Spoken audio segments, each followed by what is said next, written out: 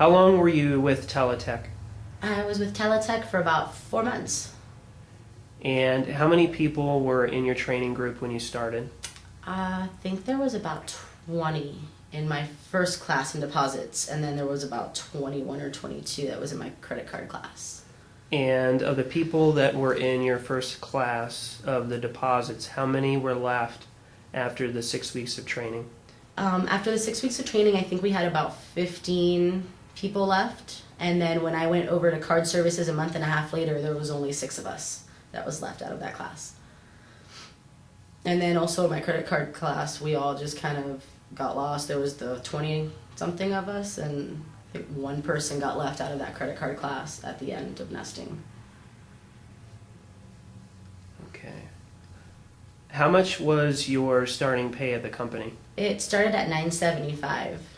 And do you feel $9.75 is a living wage for the Kalispell area? No, I do not. I especially having children, $9.75 isn't an adequate wage with the way that pricing is around here with housing and gas prices going up. I honestly think that about $14 an hour is a good wage for a call center and dealing with the stuff that you have to deal with at TeleTech. Okay. Now, explain to me how the company's performance-based pay works. The performance-based raises specifically. When I was working there, it was based on the attendance, pretty much just you being there on time and when you were supposed to be there. I think it was accountability, the accounted time on the phone calls. You had like a certain specific call time. So if you went on a break and you were on a phone call late, you had that accounted time that you had to write in why. So if you go to the bathroom and you don't have permission, you have unaccounted time on the phone. And so based on that, that also kind of averages on whether your raise goes up or down. And then when I worked there, it was also based on your Qs, which was those surveys that they give to the customers. And then based on how many 100% Qs you actually had for the month would be based on if you got a raise or not. So how realistic do you feel the 75-cent raise was? Like, how obtainable was it for people? You know, as far as accountability, you know, for you being there, that's just kind of a natural given. You know, at any job, you kind of have to be there at work. You know, you're there at a specific time, you leave at a specific time, and you make arrangements with management. As far as the queues, you know, when they're doing it, it's not all about your customer service. It's also about Bank of America. And so those don't have to do with you. So if the customer's just unhappy with the bank, they're kind of upset about customer service in general, so they're going to give you a bad queue, and you didn't really do anything. So it's like giving me a raise based on what a customer, you know, says, and giving me a raise based on whether or not I went to the bathroom. I don't think is acceptable. I think that giving a raise should be based on the job performance that you do as an individual, based on your customer service skills, especially being that it is a call service center, not a, you know, you're not doing anything else. Even, you know, working at any other place, you get raises based on your customer service skills and how well you do with people and how well you do your job. What was the ratio of roaming coaches and supervisors to the customer service reps? It wasn't a very good one. I'd say to about the 150, 200 customer service reps on the floor, there was probably 2, 3 coaches, if that. So that was typical. So it's almost a situation where even on the low end, you would have one roaming coach supervisor to maybe 60 or 70 CSRs. Yep. And how would that affect the wait times that the customers would have to deal with if you had an issue that you couldn't resolve with them? I actually had a customer waiting for half an hour before I can get a coach on there because I had just gotten off the floor on nesting and didn't deal with that certain situation, so I definitely needed the help, and it took half an hour to get somebody over there, and they didn't even really, they pretty much told me to tell the customer that I couldn't help them. I didn't know what the problem was. Not a whole lot of support. No support at all. And what exactly is the Spirit Champ? The Spirit Champ dresses up in funny costumes and different headbands and comes around and boosts the morale and kind of peps everybody up and gets people ready also for that cheer thing that they do when people get little awards. Would you recommend TeleTech as an employer to your family or friends? No, I wouldn't. I actually had a couple of friends that were trying to go over to TeleTech, and my boyfriend was one of them, and I told him that it was not worth it. It is a stressful job, and you do not get paid enough money to put up with the BS that you have to put up with from not only the customers, but also from your supportive coaches and your manager that you don't really see all that often.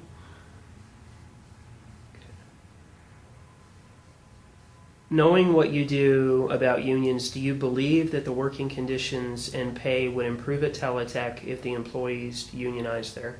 I think it would. I think that it would do a lot better. I think that the employees would probably get what they deserve if it got unionized. And do you believe if the employees at the call center were given the opportunity to vote to unionize, do you believe that a majority of the employees would vote yes for union then? Oh yes, I definitely believe they would. Were you aware the CEO of TeleTech, Kenneth Tuchman, made over $6 million in compensation in 2010? No, wow. How does that make you feel? Makes me feel taken advantage of based on the fact that, it got crap for pay or benefits. Did you know Kenneth Tuchman was the 800th richest person on Earth in 2007? Wow. That kind of... I wish that I had $1,000, let alone that much money. Well, his net worth, according to Forbes, was just a little over $1.2 billion. Wow. Just kind of pay my son's college off and pay off nice debts and buy a house. Be set off and give money away with that. Yes, he could definitely share the wealth. Yeah. He should share the wealth. Yeah, with that much money, there's definitely enough to be able to go around and help out. Just donate the money. At least a little bit. Yeah, here's a Christmas bonus for you. I've heard from former and current TeleTech employees that the workers on their lunch breaks would go over to the food bank to get food, and then that they would come and then punch back in. Did you see or hear of that when you worked there? Oh yeah, I was actually one of them that would go on my lunch break and head over to the food bank, try to make it in time before they close and before the rush would come in. And I had a couple of friends that would actually go there with me too. On the food bank, when they do have a lot of donations and abundance of like desserts and breads and things like that, they'll have them outside of the food bank, but they'll also bring them inside right in front of the doors of TeleTech, and they'll put them on big racks. And that way when people come out of TeleTech, they see them and people will start grabbing all sorts of breads and all sorts of desserts. And when I was actually still in nesting, all of us would have just piles on our desk in front of us with breads and desserts and stuff to take back home and freeze the bread. And it lasts. So the food bank would almost go an extra step, and they would put their food out in front of the entrance to TeleTech? Yep. Yeah, they have breads and desserts, and sometimes they'd actually have an abundance of fruits, and they would bring like a big old box, and it would be just different melons and apples and bananas and all sorts of goodies. In your opinion, what percentage of the call center employees use the food bank? I'd say at least about 30%. So you knew a lot of people when you were working there that were going over there to get food? The majority of the people in both my credit card and my deposit classes would hit up the food bank. Is there anything else you'd like to add about your work experience at TeleTech? Yeah, they definitely lie to you a lot about their expectations when you first come in. They say, oh, we can definitely work with your schedule. We can work around your schedule if you have kids, if you have this, if you have that. I have a son, and it didn't work out that way for me. It kind of was, oh, you need to work this schedule and this schedule, and you can go talk to the broker that does, the scheduling for you and see what happens, and it didn't work out. I ended up having to take a medical leave when I was sick, and when I tried to come back to do a part-time schedule, the only schedule they had available, knowing that I had a son and I didn't have a car, was like 7 to like midnight, something like that, 3 days a week, and I was like, I walk, and you expect me, as a young woman to walk from TeleTech all the way across town, almost 2 miles, back home by myself. It's not going to happen. And my doctor actually gave me a note that said that TeleTech was making me physically sick and that I could not work there anymore. I've had a lot of friends that have been fired for really stupid reasons. A pregnant friend of mine, actually, she's got 2 other kids, and she was pregnant with her 3rd one. She was there for about 3 years, and they fired her for the unaccounted time that they talk about, saying that she was hanging up on customers when there was actually just dead air on the line, and they was trying to tell her that there was just no way that there was that much dead air coming in through the phone calls, and that she was purposely hanging up on people, and they ended up firing her. So do you believe that your friend was terminated because of her maternity leave? I think that part of it might have been about her maternity leave coming up, and then probably having to put a little different schedule. And, you know, they also might not have liked her. They have their ways of doing that. If they don't like you, they'll try to find ways of making you miserable, more miserable, to where you'll end up just wanting to quit. They make people quit instead of firing them because they don't want to pay out unemployment. How long were you with TeleTech? About 3.5 months. Okay. And how many people were in your training group when you started? The first day there was supposed to be 21. Then I think on the second day only about 17 of them showed up, so Okay. it's pretty... So just in the first day or 2 you lost a few. And how many people were left after the 6 weeks of training? Less, I want to say about 10, maybe 9. Okay. Like about half the class was left. Okay. That's pretty significant. How much was your starting pay at the company? It would be $9.75 an hour. And do you feel $9.75 an hour is a living wage for the Kalispell area? Not quite. Actually, comes out to just about $1,200 a month, and my expenses cost around $16, so I had to actually get roommates to cover my bills. Personally, I'd feel more like $11.50 or $12 an hour would be more livable. Explain to me how the company's performance-based pay works. Okay, so basically with the performance-based pay, after 90 days of being there, you're qualified for a 25-cent a month raise up to a maximum of $10.50 an hour. However, to be able to get that raise, you have to be green in all your metrics, which would mean attendance, it would mean Qs, which is a customer survey that's based entirely upon customers' opinion. Another thing would be, another Q metric would actually be just, those are pretty much the only ones I know of. Just your attendance, your adherence, and what the customer thinks of you. So basically your pay is based on what the customer rates you as. For any reason that you drop below the green, then they will actually not give you the raise. Even if you're showing up, applying yourself, doing whatever you need to do, whatever they're telling you to do. Personally, I wasn't qualified because I received a couple of Qs that were below standard. They would be, anything right below a 9 is considered a 0. So I'd get 8s, 8.5, and which a lot of people would think was really good. But it would disqualify me for a pay raise because I'd still be getting 0s according to the company. So were call times factored at all into it? Was that one of the metrics? Yes, it would have been. Actually, when I left, it would have been a call time of 298 or lower, which is just under 5 minutes per handle time. Actually, that'd be fairly easy to do for most people. However, I know about half the people on the team that I was on were not making that metric, and that's the reason why they weren't moving forward with their pay raise. So the people that you were friendly with there that were in your training group after the 2-month period or 3-month period when these performance-based raises kicked in, of those people, that group that you were in that you started with, how many of them had obtained the full 75-cent raise, would you say? I would say none of them did. So of the 9 that you finished training with, none of them obtained the full 75-cent raise? No, the only one who would have actually qualified for it quit just below the 90-day mark, so they lost it. They lost it. So then you would say to obtain the 75-cent raise it's almost impossible. Yes, for most people it'd be almost impossible.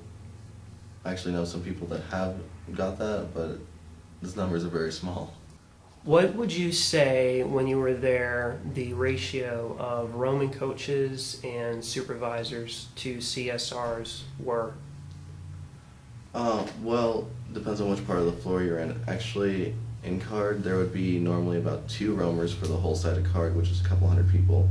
Then there's, on the main floor, there's normally about 4 roamers, and the full force going is about 200 people. In nesting, which is the training group, there's a lot more of them. There's actually 2 of them to however many nesters there are. There's normally about 20 or 30. Then small business, there's normally about 1 or 2 roamers, and they're about the same as the other departments are. So you're saying that at times there could be as many as 50 or more CSRs to a roaming coach or supervisor? Definitely. It could get that high.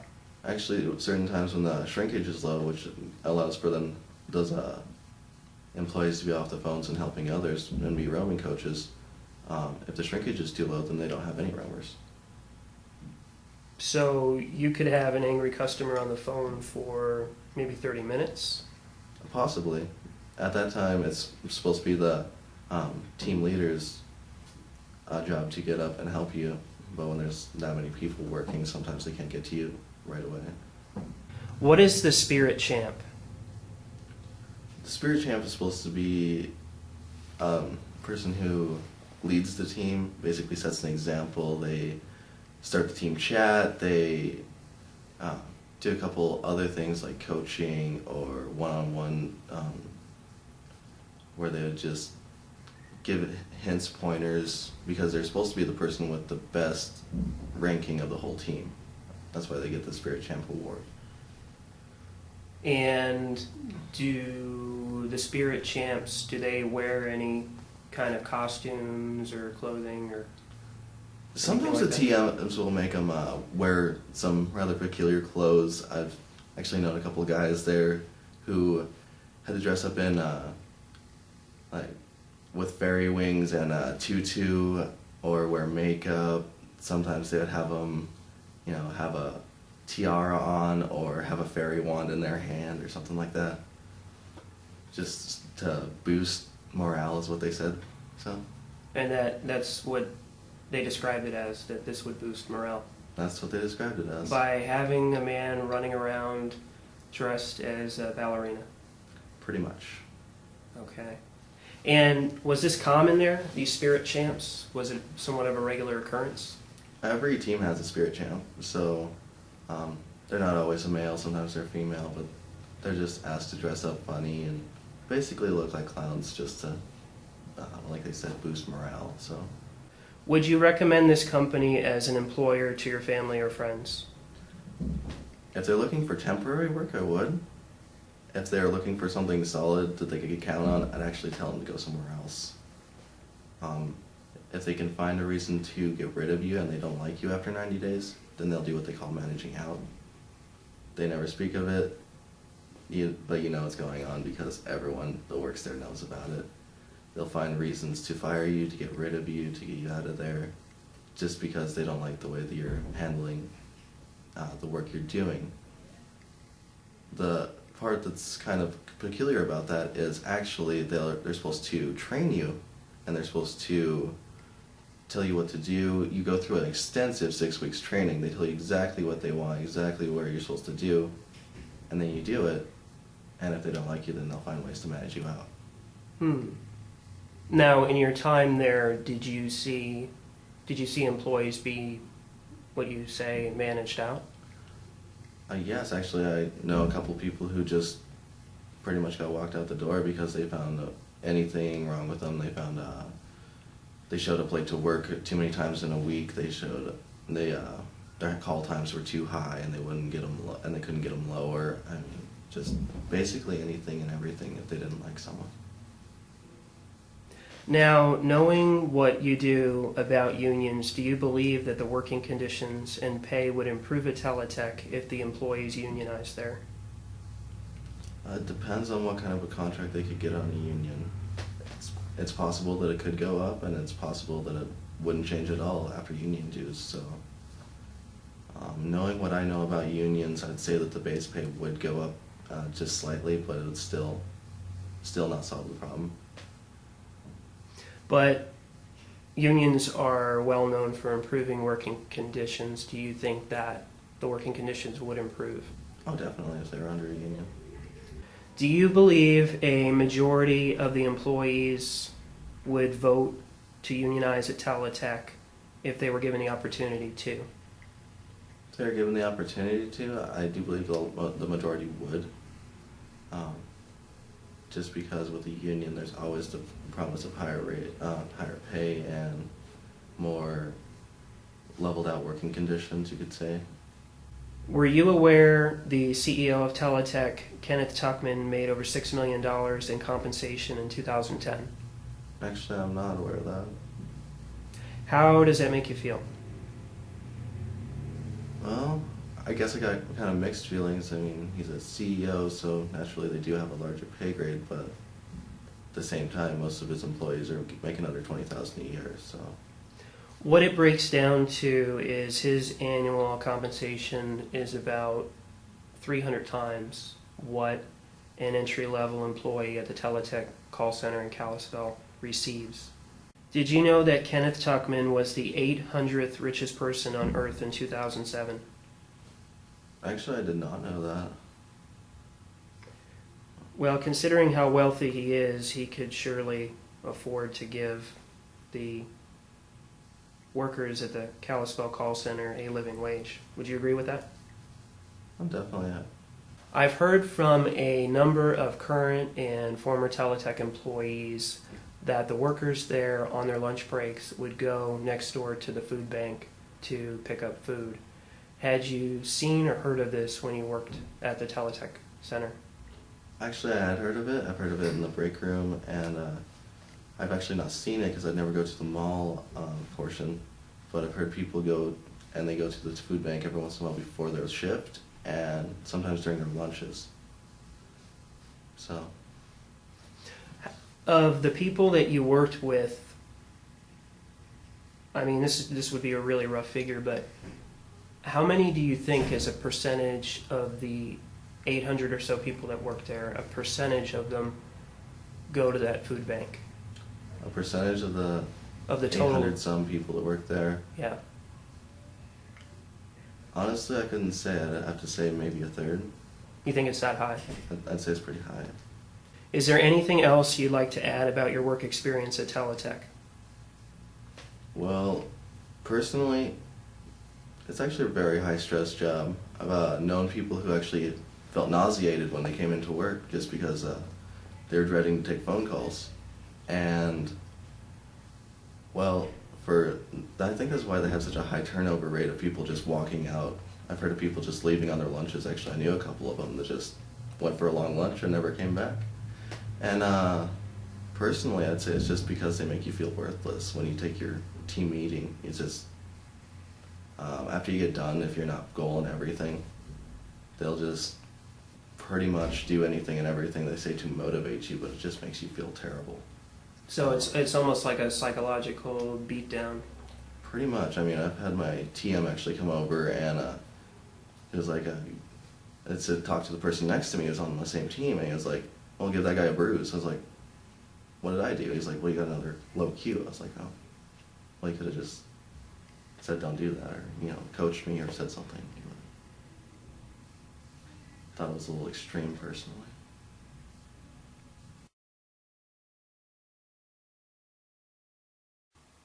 How long were you with TeleTech? About 4 months. It was the end of February to the beginning of June. And that was in 2011? Yep, last year. Okay. How many people were in your training group when you started? When on day 1 there was 12, I think, and then within the first couple of days, one of them went away because of a drug test or something like that, and then so I would say probably like Between 12 and 11, because the first one was gone in the first couple days. Okay. And then after the 6 weeks of training, how many were left? 9 or 10, I believe. Okay. There was like only 1 or 2 more that left after the training, and we all moved out to our teams. Okay. How much was your starting pay at the company? $9.75. And do you feel $9.75 is a living wage for the Kalispell area? Living wage for Kalispell area, probably not. However, one of the reasons why I accepted the position is it was a $1.25 raise from what I was making at my previous employer, so I was kind of excited about it. Okay. What do you feel a living wage for this area would be, honestly? Honestly, probably about 11, maybe 11.25 would be to live comfortably, you know. Okay. Now, explain to me how the company's performance-based pay works. From what I understood of it, which wasn't very well, but from what I understood of it, you make $9.75 and you have 3 metrics that you have to meet. And if you meet those 3 metrics, then you get a 75-cent raise. But every metric that you didn't meet, it was a 25-cent deduction off your raise, basically. So you kept making $9.75 an hour, but if you only met 2, then you'd only get a 50-cent raise rather than a 75-cent raise. Now, did you know many people that met those 3 metrics that ended up getting the full raise? I did not, no. Me personally, no. Most of the people on my team were still making $9.75 when I went out to my team, and then I never got. I maybe made like a quarter a raise, but I never got the full 75 cents. So you would say that, or you could say that TeleTech puts out this unrealistic goal of people being able to make $10.50 an hour when it's pretty much unattainable for the majority of people. And when I say the majority, I mean the vast majority, maybe like 90%. Would that be correct to say that? Yeah, I would feel comfortable agreeing with that. So you would say that this metric performance-based pay policy, you would agree that it's unfair? Yeah. Okay. The metrics don't seem to be as realistic as they talk about in the training when they let you know that they're metric based.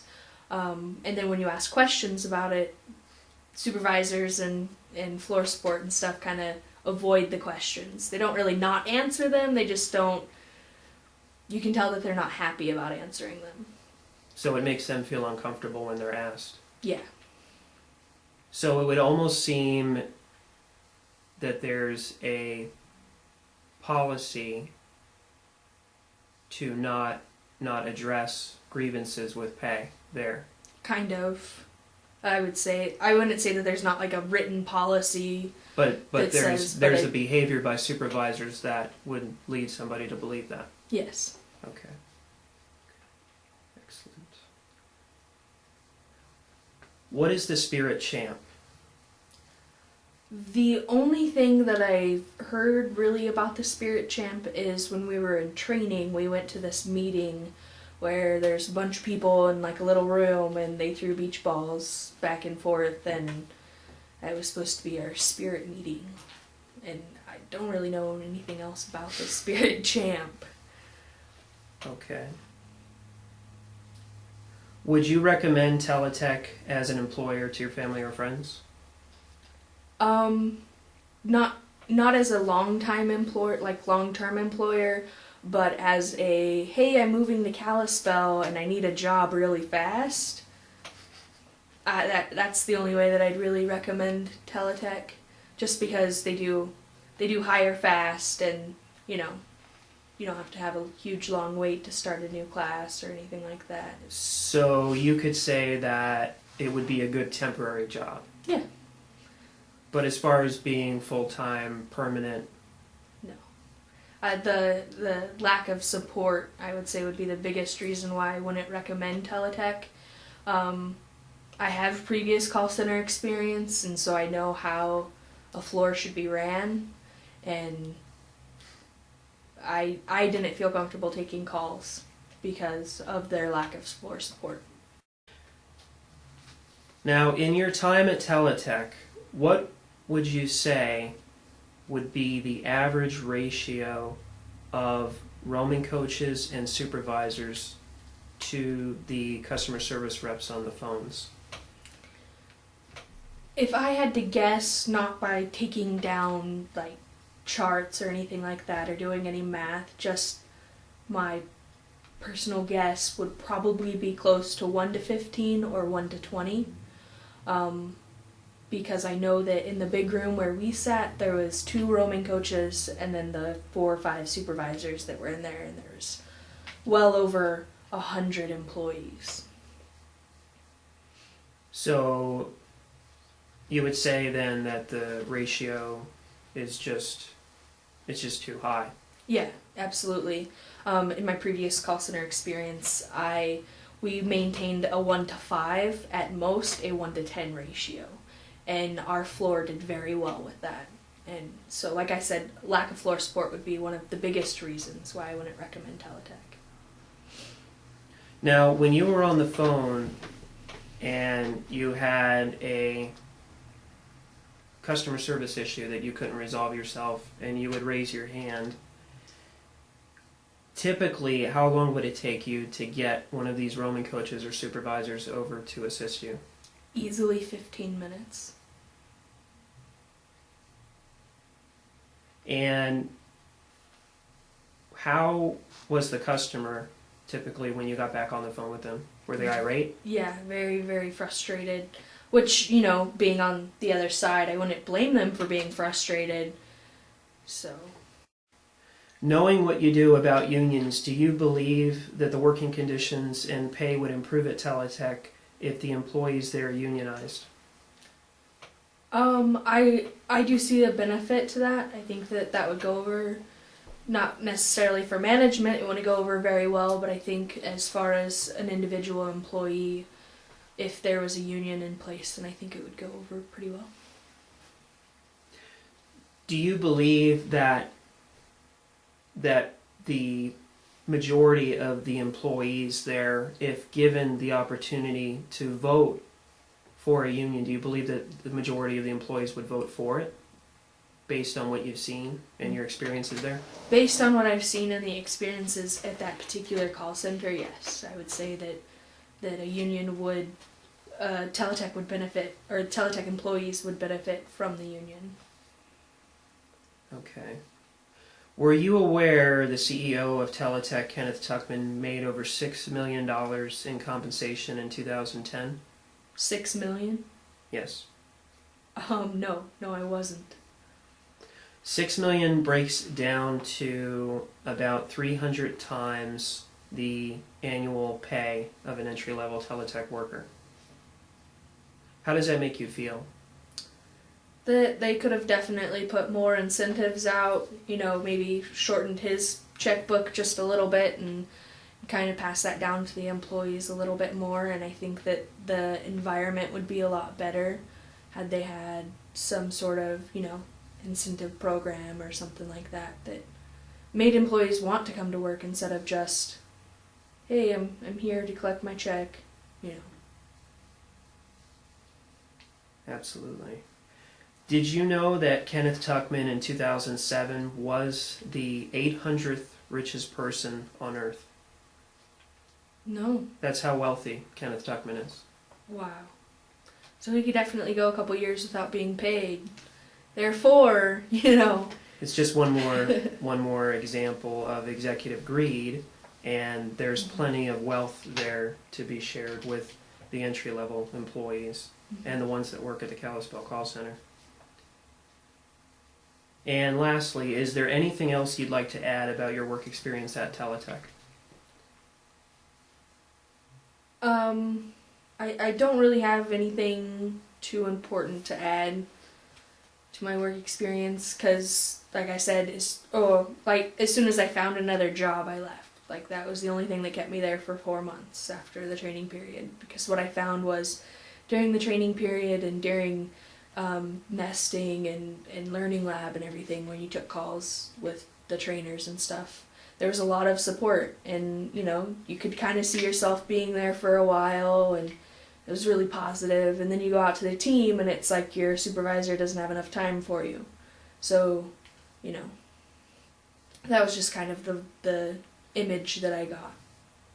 So.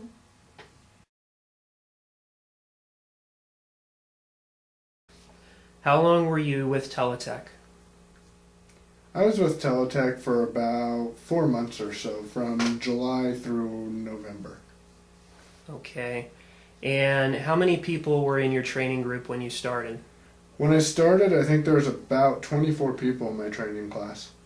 Okay. And then after the 6 weeks of classroom training and phone training, how many people were left?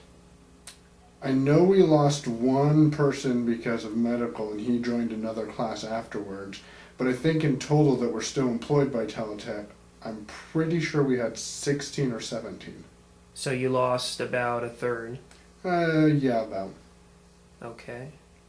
And how much was your starting pay at the company? If I recall, it was $9.75 an hour. Now, do you feel that $9.75 an hour is a living wage for the Kalispell area? For the Kalispell area, I feel it's a comparable a wage, but not a living wage. If I had to choose a living wage, I'd say probably about $11 an hour. Now, how does the company's performance-based pay work? From what I understood, I was not there to take full advantage of it, but you start out at $9.75, and depending on your performance, you can make as much as $10.50 an hour. However, due to some of your metrics, which at this time I don't recall what they are, but some of your metrics can affect the amount that you get paid, because on 3 different levels you lose a quarter per level that you don't do as well on, bringing your wage back down to $9.75, which is where you started at. Now, in your opinion, how realistic is this metric system? I have previous experience working in a call center, and it's not the first time I've been exposed to a metric system. However, at the other call center that I worked for, it was a different type of metric system, and it wasn't uncommon for me to be making $10.10 an hour to $10.50 an hour, and it wasn't unusual. But this metrics, honestly, I really wasn't fond of, because I didn't feel that it was explained to me clearly enough during training how one can better impact their pay and make more money, because after I asked the question multiple times, no one was able to explain it. Okay. So you feel that the metric system that they have you would consider to be unfair? I would feel the explanation of the metric system would be unfair, and so therefore the metric system would be unfair because it's not explained well enough. Okay. Okay, very good. Now, what exactly is the Spirit Champ? I talked about this with a couple of other people who worked for TeleTech, and none of us really remember the Spirit Champ. I don't exactly know what it is. I remember hearing about it with a trainer, and I remember hearing that it could happen, and I remember being told that there was a room that it happened in, but I never really actually witnessed it. Okay. Now, would you recommend TeleTech as an employer to your family or friends? I had recommended TeleTech as a potential employer to my family or friends at the beginning of my employment with TeleTech. However, after I was employed with TeleTech a little bit longer than after I was actually on the phones with TeleTech and experienced what it's like to be on the phones with TeleTech, I noticed myself not suggesting them as an employer as much. Okay. Now, knowing what you do about unions, do you believe that the working conditions and pay would improve at TeleTech if the employees there unionized? I do. I think that if the employees at TeleTech were to unionize, there would be more apt for the company to listen to what the employees have to say more than what they do at this time. Were you aware the CEO of TeleTech, Kenneth Tuchman, made over $6 million in compensation in 2010? No. I wasn't aware of that. Wow, that kind of catches me off guard. What that breaks down to is about 300 times the annual pay of an entry-level TeleTech employee at the Kalispell call center. How does that make you feel? Honestly, kind of makes me feel used. I feel like I'm making money for someone else and not getting my fair share of it. TeleTech didn't even offer employees, to the best of my knowledge, a stock purchase program. Which is something that they could have offered because it is a publicly traded company. So, something to bear in mind for people, definitely. Now, one other question about Kenneth Tuchman. Were you aware that he is or was the 800th richest person on the planet in 2007? No. I didn't know anything about Kenneth Tuchman. I didn't even know the name until I started working at TeleTech. And then they told us, someone asked, who owns TeleTech? And someone's like, some guy named Kenneth Tuchman. And that's all we knew about him. Did you find when you worked at TeleTech that the management there tried to keep the names of the executives from the employees? Because from what I've heard from other people, it's something that they really didn't discuss. I wouldn't say the management went out of their way to keep the names from employees, but you're right, it wasn't widely discussed. You don't know, yeah, we knew, that so-and-so was so-and-so's boss, but that's about as far as you knew of.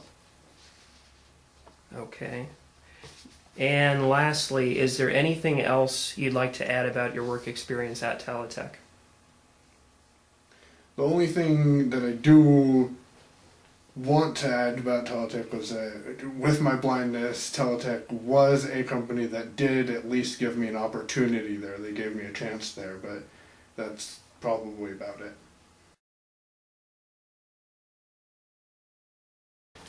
How long were you with TeleTech? From August 2010 to December 2011. Okay, so almost a year and a half. Yeah. How many people were in your training group when you started? 25 to 30. Okay, and then after your 6 weeks of training, how many people were left? 2 to 3 people. So you lost nearly 90% Yes. of what you started with. Mhm. Was that surprising to the 2 or 3 of you that were left? Yes, it was.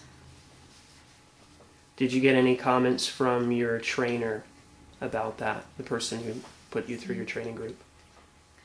Did they make any comments about He made comments because it has. He said, "Do not be surprised because it has happened before." where they've lost 90% of the entire group? Yes. That's pretty amazing. How much was your starting pay at the company? $9.75 starting pay. Okay. Now, do you feel that $9.75 an hour is a living wage for Kalispell? No, it isn't. Okay. What do you feel a living wage for this area would be? Starting at $12 an hour. Okay. Explain to me how the company's performance-based pay works. Well, we started at $9.75, and if an increase of pay was wanted, I would take other classes to increase in pay, which eventually I did. It was in credit cards, and then that lasted about 3 months, and then went into small business accounts, and that was went as far as 3 months as well. So, in the year and a half that you were there, the most that you could hope to make would be $10.50 an hour. Is that correct? I wasn't sure how high I would get. As far as I got was $10 an hour. So in the year and a half you were there, you were only able to get a quarter raise with the way that the metrics system worked. Now, of the coworkers who you were friends with, that you remained friendly with, how many of them were getting paid the $10.50 an hour? Not many, I'm sure. So very few. Yes. So in your opinion, you would say that it's very unobtainable for the mass majority of workers there to reach that $10.50 an hour wage. Yes, it is. Okay. What are your feelings about the policy with the metrics and with the way they do the raises there? Do you feel that it's fair then, or do you feel that it's unfair, it's misleading, it's deceptive? It is unfair and misleading. They don't give you exact answers of if they are going to give you a raise or if they're going to offer it. Now, from my understanding, in order to obtain at least part of the 75-cent an hour raise, your metric regarding your call times has to be at a certain level. And if you exceed that level, you exceed that threshold, then you get penalized for it and you don't get one of the 3/4 in your raise. Is that Yes, correct? that is correct. Okay. So basically what they're doing is they're setting up a system that you just can't win at. That most people can't win at. Yes. Okay. And Okay. there are times when they want you to clock in at exactly at a certain time and be on the phone at exactly a certain time. Just, So it's highly stressful to say the least. yes. What is the spirit champ? The spirit champ is someone who tries to make the customer representatives make them happy and smiling while they're speaking to very angry customers who are yelling and cursing and giving the customer service representative a hard time. And the customer service's responsibility is to show empathy and willingness to help and do what they can to help them. So the spirit champ is basically like a cheerleader. Yes. That would be fair to say. Yes. What exactly would a spirit champ wear? Oh, they would wear funny hats. Like what kind of hats? Birthday party hats or clown hats. I know a gentleman who had worked there, and he was forced to wear a tiara. Have you ever seen any men there have to wear a tiara? I don't know. I don't know what a tiara is. A tiara is like a crown, kind of. It's what like a ballerina would wear, Okay. Yes, I've seen hats like that before. and men wearing them. Yes. Okay. Would you recommend TeleTech as an employer to your family or friends? No, I wouldn't. There's too much stress there. So the stress would be the biggest reason. Yes. From TeleTech and also from the customers, the clients you're trying to help. So you get it on both ends. Mm-hmm. What would you say when you were there, the ratio of roaming coaches and supervisors to customer service reps were? There was one team manager per 10 to 12 people, customer representatives. And did that number ever go up in not on the roaming coach supervisor side, but where you would have one roaming coach supervisor to say 15 or 20 CSRs? Yes, I would. So that was pretty common, would you say? Yes, it is. Okay. So in TeleTech's quest for more cost cutting, they would cut the floor support for the CSRs to save the company more money to make it more profitable. Correct. Okay. Knowing what you do about unions, do you believe that the working conditions and pay would improve at TeleTech if the employees unionized there? Yes, I do. It would improve it. Would give the employees more money and TeleTech more understanding of what they're doing to their employees. Because based on what you told me, it's a situation where the company keeps pushing on the workers and the workers can't do anything about it. Correct. So the stress just keeps getting piled on, and then the people eventually break down and either quit or they get fired. Yes. Now, another question about the union. Do you believe if the employees there were given a choice to unionize, do you believe that a majority of the employees there would vote to become a union there? If they knew more about the union, they would go for it. Were you aware the CEO of TeleTech, Kenneth Tuchman, made over $6 million in compensation in 2010? No, I was not aware of that. How does that make you feel? That makes me feel that he's getting money somewhere else. Well, he's getting it off the backs of the workers at the TeleTech call center. $6 million breaks down to 300 times the annual pay of an entry-level TeleTech worker at the Kalispell call center. So he's doing very well for himself. And the people at the call center are not. Did you know in 2007, Kenneth Tuchman was the 800th richest person on Earth? No. His net worth was just over $1 billion. How does that make you feel? A little neglected that he wasn't putting his funds where it was being needed at TeleTech. In a situation where he could have shared the wealth a little bit. Yes. I've heard stories from current and former TeleTech employees that the employees on their breaks would go over to the food bank to get food, and then they would come back after their lunch break and then punch back in. Have you encountered that? Did you see any of that when you worked there? Yes, I've seen that. Okay. And the food bank would give their TeleTech, which happened to be their neighbor, lots of food out in front of the door. So the thing that should be conveyed with this is that TeleTech is they're creating poverty by not paying the people that work for them a living wage. And would you agree with that? Yes, I would. Is there anything else you'd like to add about your work experience at TeleTech? Well, the work experience was very uncomfortable. The headphones were scratchy physically, and you had to. I heard a lot of stress, or not stress. Well, it's static. I'm trying to say, and stress.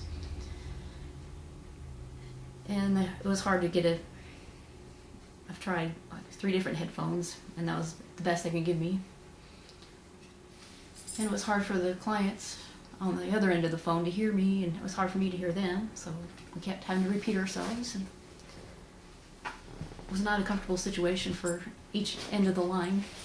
So not only do you have the stress to deal with of the angry customers calling in, and also with your supervisors, but you also have the stress of the equipment not working properly. Correct, yes.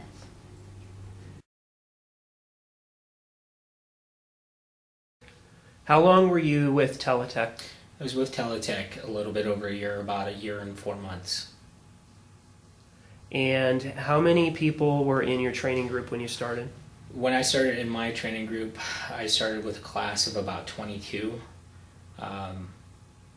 Within the first 2 days, we lost 4 people right away.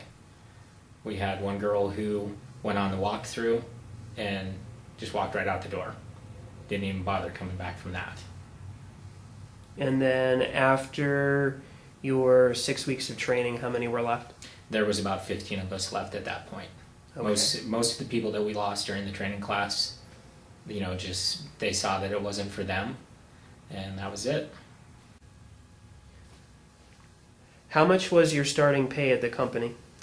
Starting pay was, I want to say, right around $9.50, $9.75 an hour. Do you feel $9.75 an hour is a living wage for the Kalispell area? Absolutely not. I would more likely think $13.50 would be. I mean, it's $9.75 is good if you're a high school kid, but for those of us who have families and responsibilities, no. Explain to me how the company's performance-based pay works. Well, the way it was explained to me was that they looked at your numbers, your metrics, basically your call time, your hold time, your transfer time, and then they also factored in your attendance, your call scores, and somehow they came out with a magical number on that. Now your pay could go up or down. If you got your pay incentive 1 month, you could lose it the next month just as quickly. And from being there, no one really had a complete grasp as to what exactly the formula was for it. You could go to 4 different people and get 4 different answers that weren't even remotely close. And from my knowledge and my experience, even dealing with the payroll department, they didn't have a better grasp of it than the supervisors, roaming coaches, or just the general employee. No one really seemed to be able to nail it down as to what it was, and it seemed like it was constantly changing from month to month. Did you know many people that were making the full 75-cent raise per hour? There was some here and there, but by and large, no. So you would say maybe like 1 out of 10 were getting the full 75 I would cents? say maybe 2 out of 10 tops. Okay. And the other thing about it is it was constantly changing. What you had to do to get that seemed like every other month there was emails going out about it where it was being restructured. And it seemed like it was getting more and more difficult to actually achieve that. What are your feelings towards the performance-based raise policy? Well, I don't have very favorable feelings to it, simply because the number of metrics that you have to hit continuously day in, day out, plus the pressure that's on you to begin with, makes it almost impossible to do it. You have to sacrifice quality customer service for your numbers, essentially. When you have a call time where you can't exceed 2 to 3 minutes, and most calls on average are 6 to 7 minutes, it ends up where you're basically punting people off the phone in sake of your numbers. And it's my belief that it harms the system more than it helps the system. An incentive-based pay is great, but the incentives have to be realistic with your job, and those aren't. Yeah, they sound like some unattainable goals. By and large, they are. I mean, in the year and 4 months I was there, I did it 3 times, if that. And I just got to the point where, I stopped worrying about that, and I figured, I'm there to take care of these people. That's what I'm going to do. I'm not just going to punt them off to the next person, because I've been that person on the other end of the phone trying to get some, situation solved, and, just getting punted from one person to the next person. What would you say was the ratio of roaming coaches and supervisors to the customer service reps on the floor?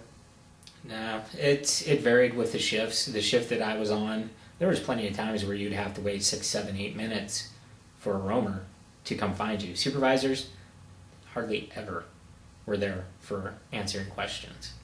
So, I mean, just to throw a number out there. I would probably say, for realistically, for every 20 to 25 people, you probably had 1 roaming coach and 1 supervisor for 1 complete section of the building. What is the Spirit Champ? Well, the Spirit Champ is a team member on every single team who basically hits all their metrics. Their attendance is more or less perfect. In a lot of ways, they are almost like a pet, so to speak, of the supervisor. They're pulled off the phones for assignments, doing different things for the supervisor, occasionally doing morale booster type stuff, handing out candy, things like that. Did you ever see a spirit champ wear any kind of costume or any kind of special hat or anything like that? Not as far as costumes or hats. I mean, they were given the ability to decorate their cubes, which is something none of us else had. Would you recommend TeleTech as an employer to your family or friends? Absolutely not. Basically, in my belief, the place had a lot of potential, but they've basically taken that potential away. You see so many people come in and out of that place. The rules that they run it by are beyond strict. It's more like a prison style environment. I mean, we have a security guard that roams around. You can't have any kind of stuff on your desk, no pens, no papers. And I understand that point. You're working with people's banking information. I understand that. I get that, but ease up a little bit. There's just so many bad things in my mind about TeleTech that I would absolutely not recommend anyone to go there. It sounds like an overwhelming amount of stress. It is. I mean, we've already talked about the numbers, your metrics and everything that you hit, but just everything else involved with it is it's mind-blowing. I know quite a few people there that, have had nervous wrecks because of that. And, lo and behold, if you ever became a supervisor, your stress just goes through the roof. So you're saying that you know of people that actually had psychological breakdowns Yes. from working at TeleTech that actually had to be institutionalized because of the stress, the workload that they were put under from I TeleTech. know 3 people. Wow.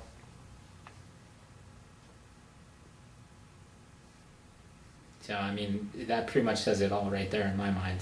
I would have to say so. Definitely.